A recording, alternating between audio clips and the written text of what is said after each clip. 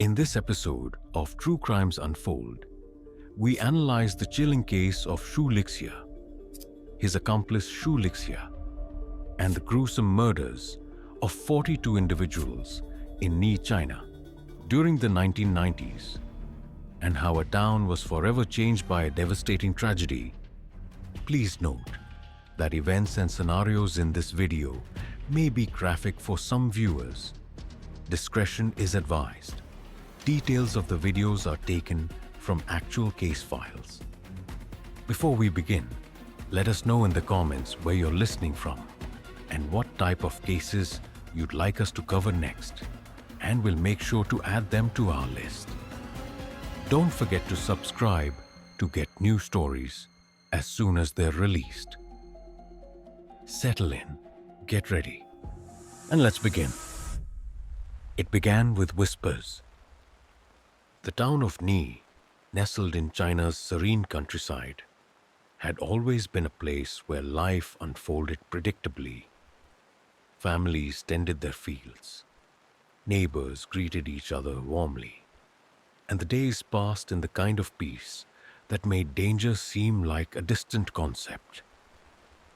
But beneath this tranquil facade, a darkness was stirring, one that would shake the town to its core.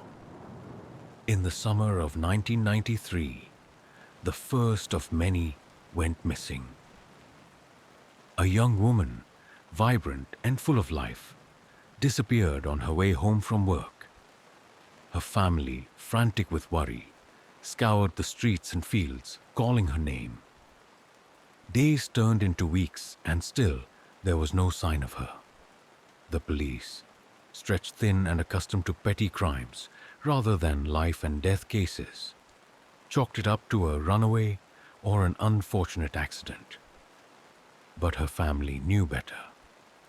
She wasn't the type to leave without a word. Then it happened again. Another disappearance. And another. Young women, all seemingly unrelated, vanished without a trace.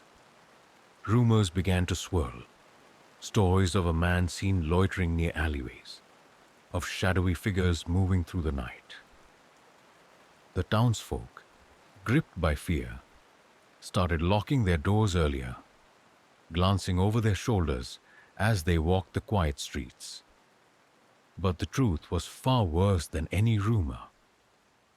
At the heart of this growing nightmare was Xu Lixia, a man whose name, even years later, would send chills down spines. A local farmer turned predator, Xu blended seamlessly into the community, a face so unassuming that no one would suspect the horrors he concealed. Working alongside him was Xu Lixia, his accomplice and pawn, a woman whose story blurred the line between victim and perpetrator. The pair operated with chilling precision. Xu, the mastermind, preyed on the vulnerabilities of his victims, offering rides to stranded women or promising safety in a moment of perceived danger.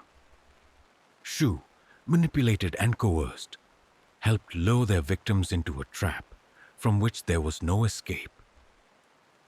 Together, they orchestrated one of the most horrifying killing sprees in modern Chinese history, leaving 42 people dead in their wake. But the terror they unleashed wasn't just in the act. It was in the aftermath, the way the victims' families were left to wonder, hope, and grieve. The way the town itself seemed to hold its breath, waiting for the next tragedy to strike. The way the police, ill-equipped for a case of this magnitude, stumbled in their efforts to bring the killers to justice. And then there was Xu. Her story, as it unfolded, was as complex as it was heartbreaking. She was the accomplice who had helped Xu claim his victims, but she was also a victim herself, forced into complicity by years of manipulation and fear. When she finally turned against Xu, leading authorities to the shallow graves that dotted the countryside, her testimony became the key to unraveling the case. Yet, even in her cooperation, questions lingered. Was she merely a pawn, or had she crossed a line that could never be forgiven?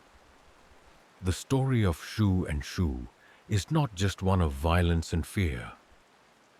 It is a tale of a community forever scarred, of justice pursued in the face of unimaginable horror, and of the thin, fragile line that separates good from evil. As we journey into this dark chapter of Ni's history, we will uncover the events that led to the capture of China's most violent serial killer, the devastation left in his wake, and the ripple effects that continue to be felt today. This is the story of Xu Lixia and Shu Lixia, a tale of betrayal, survival, and the relentless pursuit of justice. But it is also the story of the lives lost, the families torn apart, and a town that would never be the same. It all began in the quiet town of Ni, with whispers.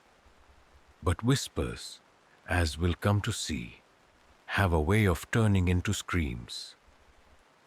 Xu Lixia was not the kind of man who drew attention. A farmer by trade, he had a weathered face, quiet demeanor, and the sort of presence that seemed to blend into the background. But beneath this unassuming exterior lay a man who would go on to commit some of the most heinous crimes in Chinese history. His transformation from a seemingly ordinary laborer to a calculating serial killer was as chilling as the acts he carried out. Born into poverty in the 1950s, Xu grew up in a small village outside of Ni. His early years were marked by hardship, and he quickly developed a reputation for his short temper and manipulative nature.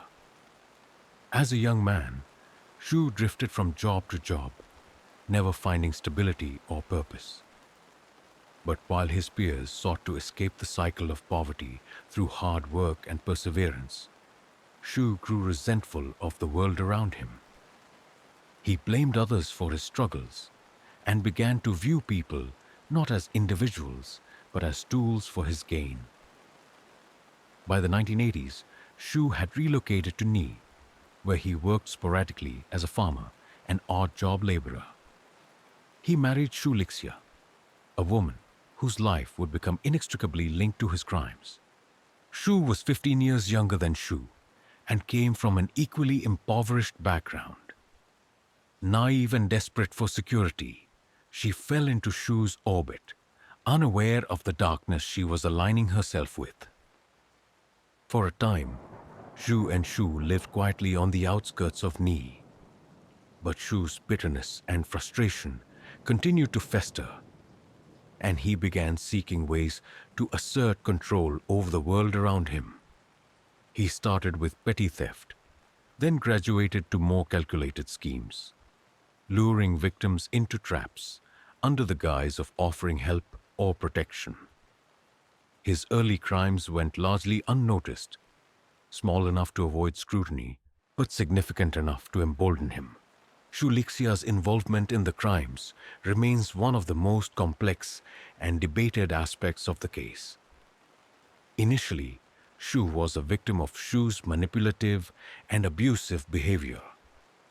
He isolated her from friends and family, controlling every aspect of her life and instilling in her a deep sense of fear and dependence. Over time, this control evolved into something more sinister as Xu began to involve Xu in his schemes. Xu preyed on Xu's vulnerabilities, coercing her into assisting him with his growing criminal activities. Her role started small, distracting passers-by while Xu stole their belongings, for example. But it wasn't long before she became an active participant in his darker plans. Xu used a combination of threats, manipulation, and psychological abuse to ensure her compliance. For Xu, defying Xu wasn't an option. The consequences were too terrifying to contemplate. By the early 1990s, Shu had become a reluctant accomplice in Shu's escalating violence. She helped him identify potential victims, often women traveling alone, whom Shu would approach under the pretense of offering a ride or assistance.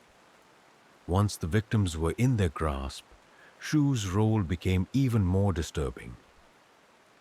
She was forced to help restrain them, a tactic Shu employed to ensure they couldn't escape before he carried out his brutal acts. Shu's involvement blurred the line between victim and perpetrator, leaving a trail of moral and ethical questions in its wake. Shu's methods were chillingly systematic. He targeted women who appeared vulnerable, young professionals walking home late, migrant workers unfamiliar with the area, or women whose circumstances left them isolated. Under the guise of a kind stranger, Shu offered them rides, food, or shelter. Once they trusted him enough to follow, his demeanor would change. Many of the victims were taken to Shu's farmhouse, where he had prepared a grim fate for them. There, Shu would restrain the women before Shu committed his unspeakable acts. He showed no remorse, viewing his victims as objects to be used and discarded.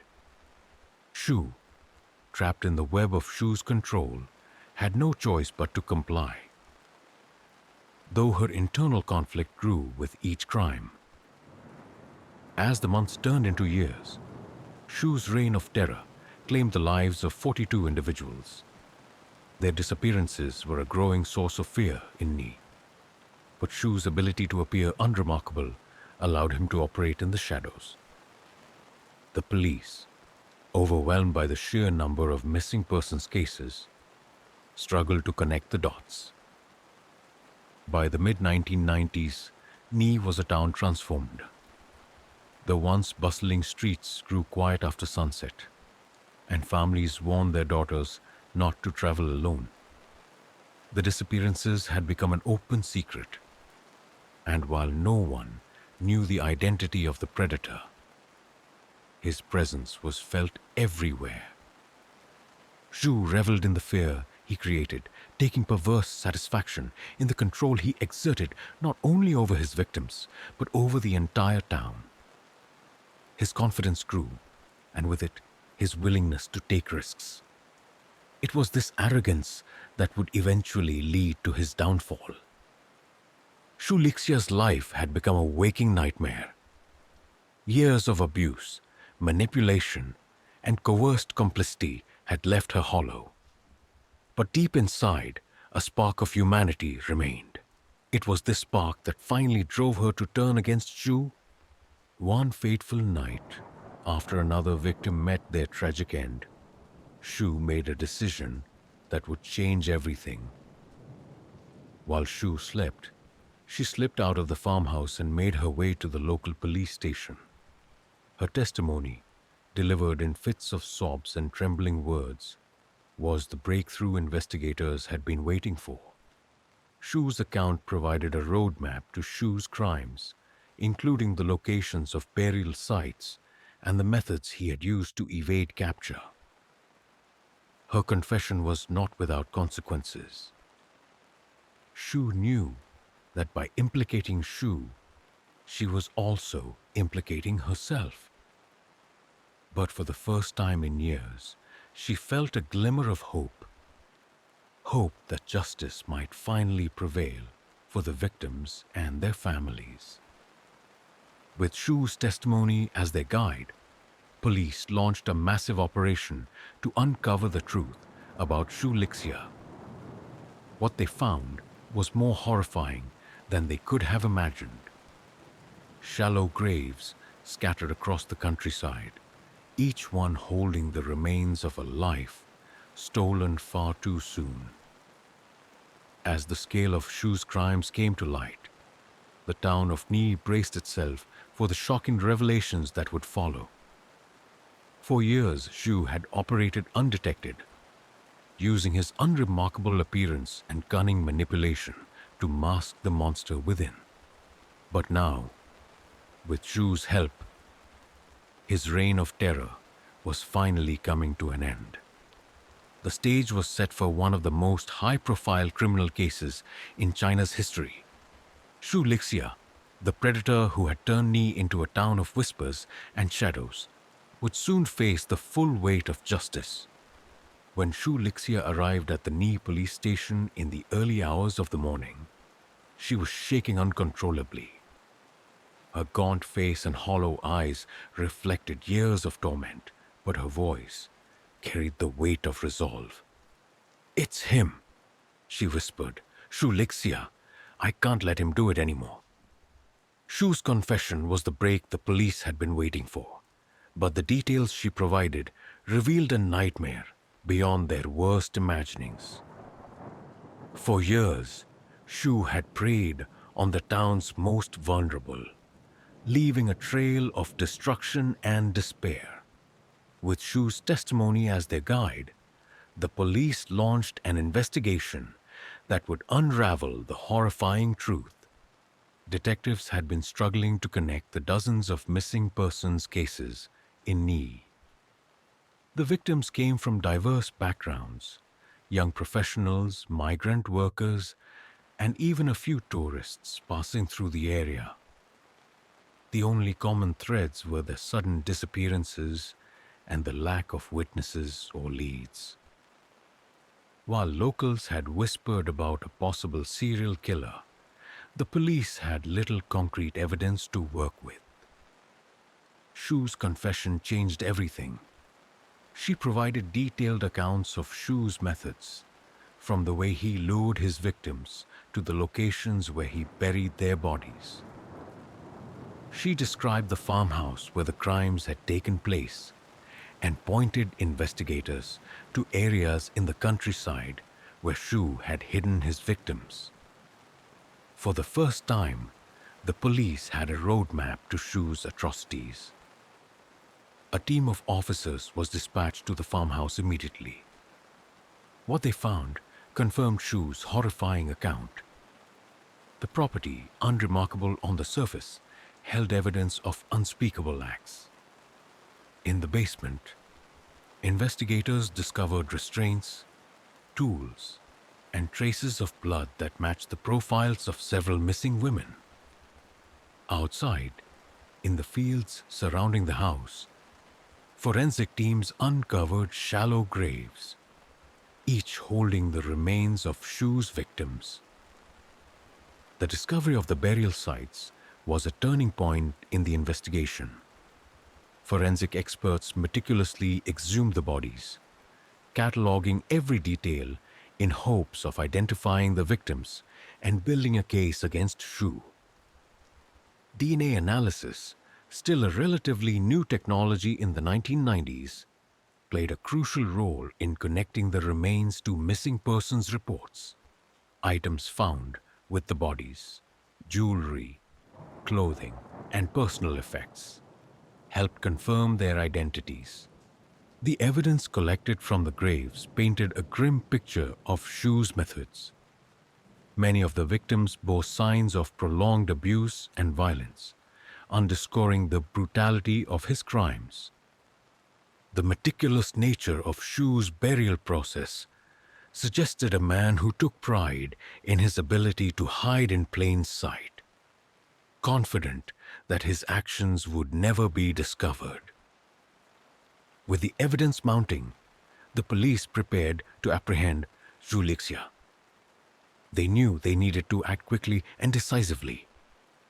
Xu's history of manipulation and evasion made him a flight risk. Under the cover of darkness, a team of officers surrounded the farmhouse. Armed with arrest warrants and a growing sense of urgency, they moved in. Shu was taken into custody without a struggle. When the police entered the farmhouse, they found him sitting at the kitchen table, eating a bowl of rice as though nothing was amiss. His calm demeanor was unnerving, but it crumbled as officers began reading out the charges against him. Shu's protests of innocence rang hollow against the overwhelming evidence that had been uncovered. In custody, Shu initially denied all allegations. He claimed that Shu was lying out of spite and that the evidence found at his farmhouse had been planted. But his calm facade quickly gave way under the pressure of questioning. Detectives presented him with photographs of the burial sites, forensic reports, and Shu's testimony, forcing him to confront the weight of his actions. Shu's responses were erratic, at times defiant, at other times almost remorseful. He admitted to knowing some of the victims, but insisted their deaths were accidental or the result of misunderstandings. However, his attempts to downplay his involvement only deepened investigators' resolve. The evidence against him was too strong to ignore. While Shu's interrogation unfolded, Shu remained in protective custody, providing additional details about the crimes. Her testimony was harrowing, filled with moments of hesitation and visible distress. She described the years of abuse she had endured at Shu's hands, from his psychological manipulation to the threats that kept her compliant. Shu recounted how Shu had coerced her into assisting him, forcing her to lure victims and help conceal their bodies. She admitted to her role in the crimes, but insisted that she had acted out of fear for her own life. He controlled everything, she told investigators. I was trapped. If I didn't help him, I would have been next. Shu's testimony was both a confession and a plea for understanding. Her cooperation provided crucial insights into Shu's methods and motives. But it also raised difficult questions about her culpability. Was she a victim, a perpetrator, or both?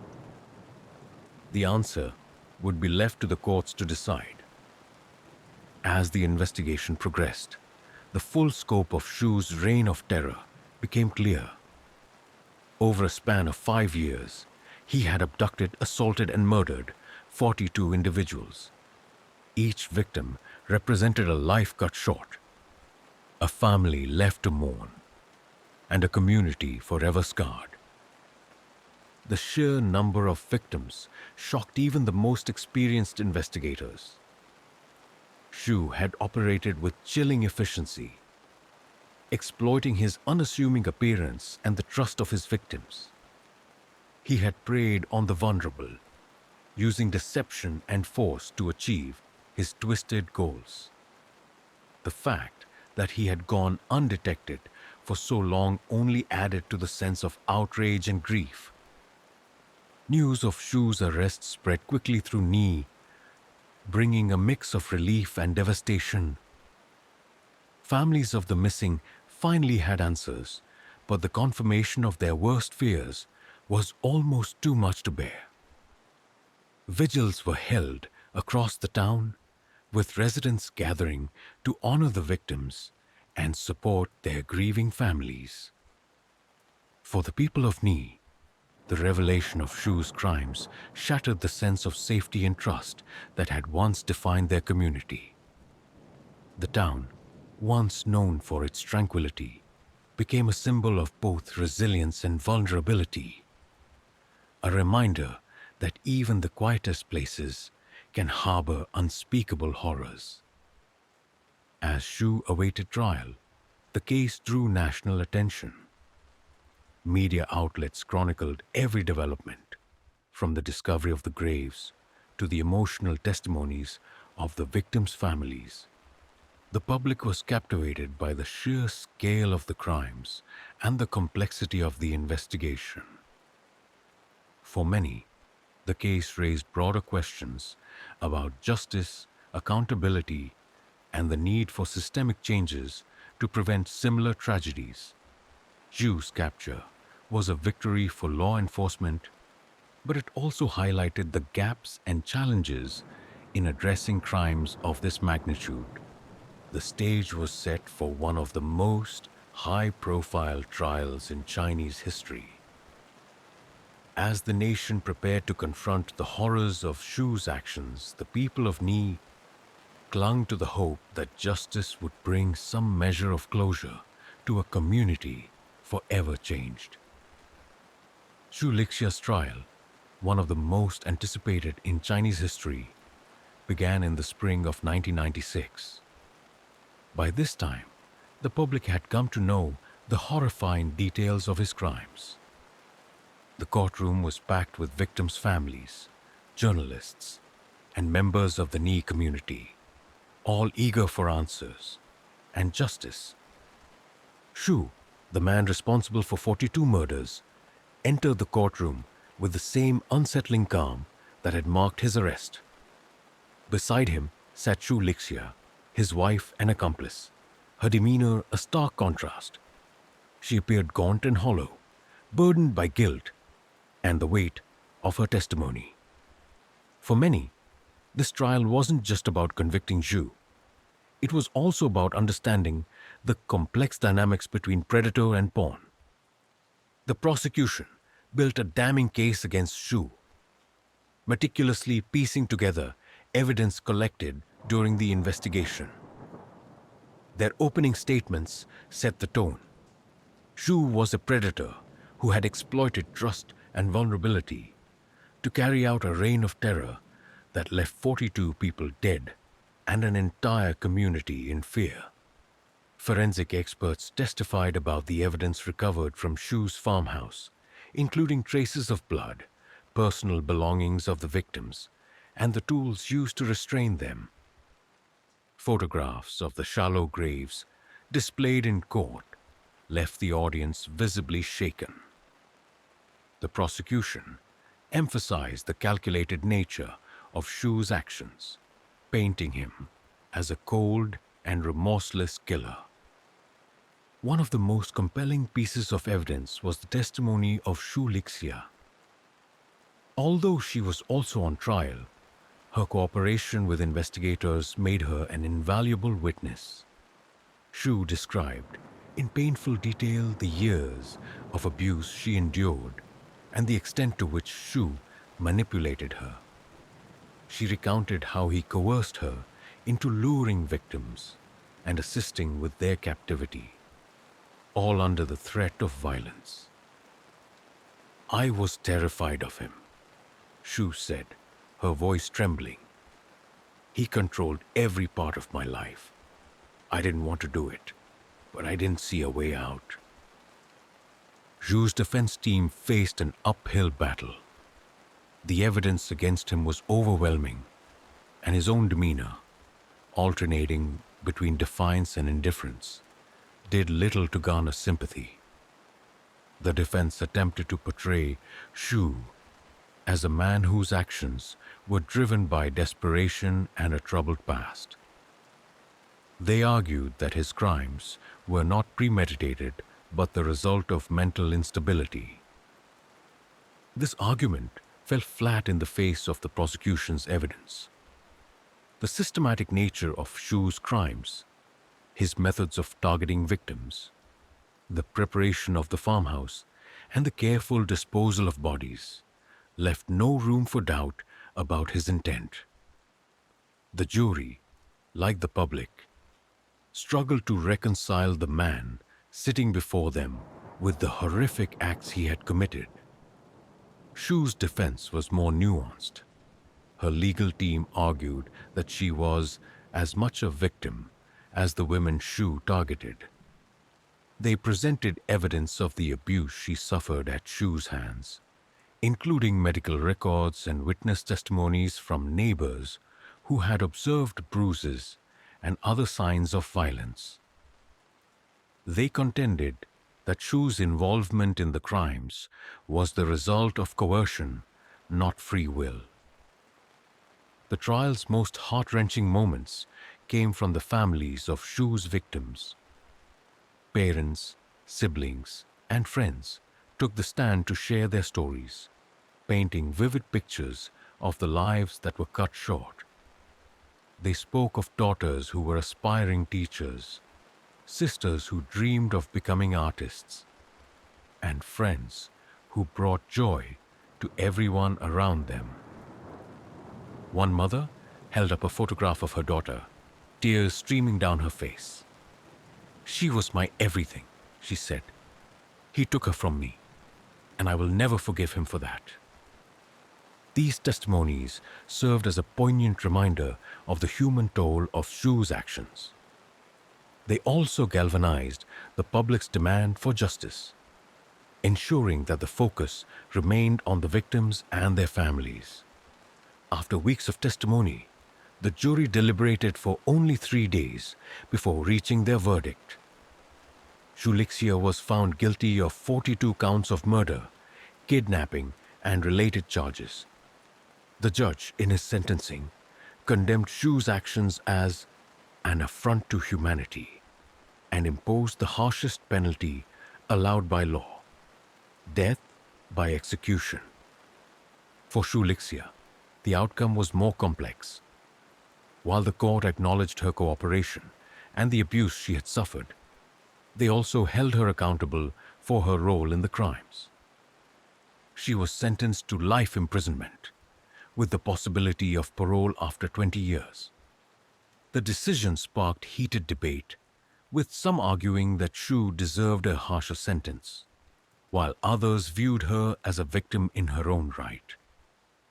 News of the verdict spread quickly, eliciting a mix of relief and unresolved grief for the families of the victims. Shu's conviction provided a sense of closure but could never undo the pain of their loss. Many expressed gratitude for the efforts of the police and prosecutors, whose diligence had ensured justice was served. The trial also reignited discussions about the complexities of coercion and complicity. Shu's sentence, in particular, became a focal point for public debate, prompting questions about how society should balance accountability with compassion in cases of abuse. The conclusion of the trial marked the end of a dark chapter for Ni. But the scars left by Shu's crimes would linger for years to come. The town, once defined by its tranquility, became a symbol of resilience in the face of unimaginable horror. Memorials were erected in honor of the victims, serving as both a tribute to their lives and a reminder of the importance of vigilance. For the people of Ni, healing was a slow and painful process. Families of the victims found solace in their shared grief, forming support groups to help each other navigate the aftermath. The town also took steps to rebuild its sense of safety, implementing community watch programs and advocating for greater resources to prevent violence. Xu Lixia's trial and conviction resonated far beyond Ni, prompting nationwide discussions about crime prevention, justice, and the need to address systemic failures. Advocacy groups used the case to highlight the importance of early intervention in cases of abuse and the need for greater protections for vulnerable individuals. The trial also underscored the complexities of human behavior, particularly in cases involving coercion and manipulation. Shu's story became a catalyst for broader conversations about the interplay between victimhood and complicity, challenging society to grapple with difficult moral and ethical questions. As Shu awaited his execution, the people of Ni began to rebuild, carrying the memory of the victims with them. Their lives, though tragically cut short, became a powerful reminder of the resilience of the human spirit and the enduring fight for justice. The conclusion of Xu Lixia's trial marked a turning point for the town of Ni and the broader community. While the conviction and sentencing brought a sense of justice, the scars left by his crimes ran deep. The aftermath was defined by efforts to rebuild, honor the victims, and grapple with the lingering questions about how such horrors could have unfolded in their midst. In the months following his trial, Xu Lixia awaited his execution. The knowledge that his life would soon end brought some comfort to the victims' families, who saw his death as a final act of accountability. On a gray morning in early 1997, Xu was executed by firing squad, a swift and definitive end to one of China's most violent serial killers. For many, the execution closed the chapter, but it didn't erase the pain. "His death won't bring my daughter back," one grieving father said. "But at least I know he can't hurt anyone else." Shu Lixia, meanwhile, began serving her life sentence in a women's prison. Her fate remained a subject of public debate. Some believed she deserved greater punishment, arguing that her involvement in the crimes could not be excused. Others, however, viewed her as a victim, trapped in Shu's web of manipulation and control. Shu herself expressed deep remorse, writing letters to the victims' families, apologizing for her role, and offering to testify in any future proceedings to ensure Shu's crimes would never be forgotten. The town of Ni, once known for its quiet pastoral charm, struggled to regain its footing. The community, forever altered by the crimes, found itself grappling with a collective trauma. Streets that had once bustled with life now felt subdued, and residents spoke in hushed tones about the events that had scarred their home. Efforts to rebuild began almost immediately. Local officials worked to strengthen the town's social fabric, organizing support groups for victims' families and providing counseling services for residents. Memorials were erected at the sites where Shu's victims were found, each marked with plaques bearing their names and stories. These sites became places of mourning and reflection, drawing visitors who sought to pay their respects and learn from the tragedy. Community leaders also prioritized safety and awareness. Neighborhood watch programs were established, and local schools introduced educational initiatives aimed at teaching children about personal safety and recognizing red flags in relationships. These measures, while small, symbolized the town's determination to prevent such horrors from ever occurring again. For the families of Shu's victims, life would never return to normal. Each lost loved one left a void that could never be filled, yet, in their grief, many found purpose. Several families became vocal advocates for change, working to raise awareness about the dangers of unchecked violence and the importance of early intervention. A coalition of victims' families formed the Ni Victims Advocacy Group, which sought to provide support for those affected by violent crime and lobby for stronger protections for vulnerable individuals. Their efforts led to the establishment of a national hotline for victims of abuse and coercion, a resource that has since helped thousands escape dangerous situations. The families also organized annual memorial events to honor their loved ones. These gatherings brought together people from across the country, uniting them in their shared commitment to remembrance and resilience. For the families, these events were a way to ensure that their loved ones' lives were celebrated, not defined solely by their tragic ends. Shu Lixia's case became a national symbol of the importance of vigilance and the fragility of trust. Media outlets continued to cover the story long after the trial's conclusion, examining the societal factors that had allowed Shu to operate undetected for so long. Experts pointed to gaps in law enforcement, cultural stigmas around abuse, and a lack of mental health resources as contributing factors. The case also prompted discussions about the role of community in preventing violence. Many pointed out that Shu had thrived in part because of his ability to appear unremarkable, an ordinary man hiding in plain sight.